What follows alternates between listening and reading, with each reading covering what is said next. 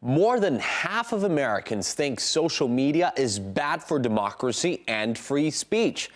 Last year, it was only 43%. So that makes me wonder how bad it could get in the years to come. Who knows what scandals could follow Datagates, like the ones over the Cambridge Analytica and Google Plus breaches. And in the pre-smartphone era, we couldn't even imagine protests against online media.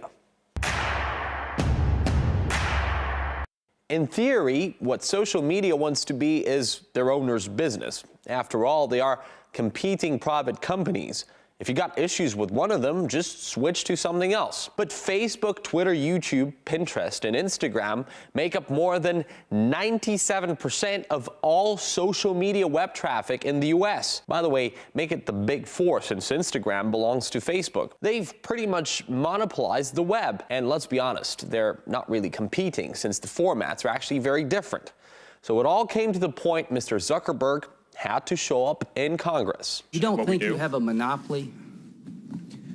It certainly doesn't feel like that to me. Okay.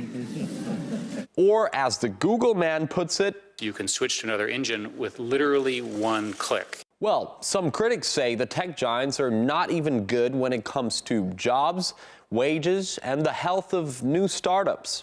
There's just a few companies that dominate the market, and of course, in the case of Facebook and some of the others, they certainly have a significant amount of political and economic influence, and it's causing a lot of havoc with traditional politics and traditional economic business models. So they've been able to successfully generate a lot of opposition from those sectors of the economy and political sectors as well, who feel they're a bit endangered by these new business models, these tech models.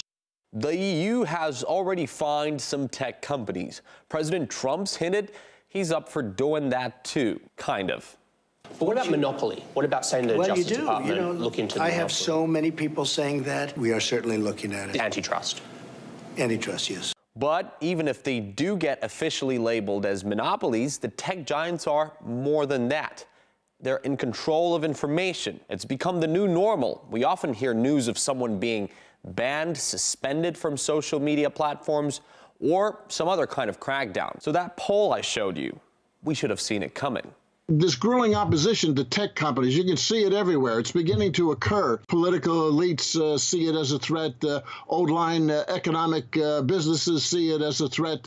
There's a tax system issue here. There's a public opinion issue. It's sort of like a perfect storm coming together.